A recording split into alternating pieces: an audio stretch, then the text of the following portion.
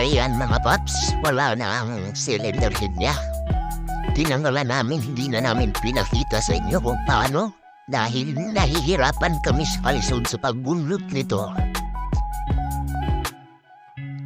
Ayan mga paps, sa part ng video na ito ay naibalik na natin at maikabit na ang cylinder head niya. Tiniming na lang yan ni Kuya. Ayan. At binalik na namin yung mga parts na nabaklas.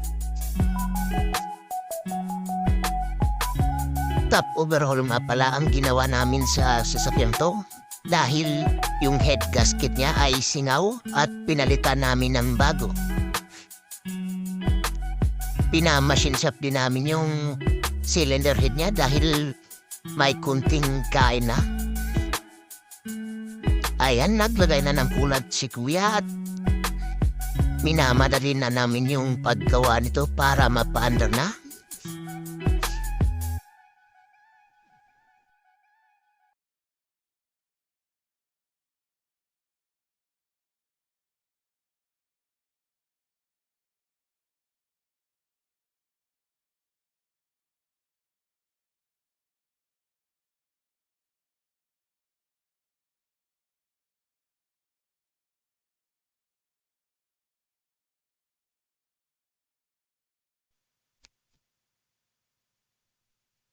Naglagay na lang ng langis.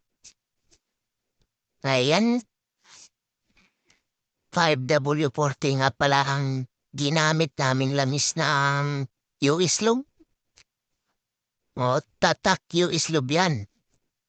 Dito lang sa Tisoy Auto Repair Shop.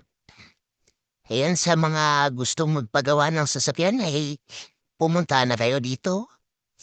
Bago ko pala makalimutan ay ito nga pala ang dating lagay ng sasakyan na to.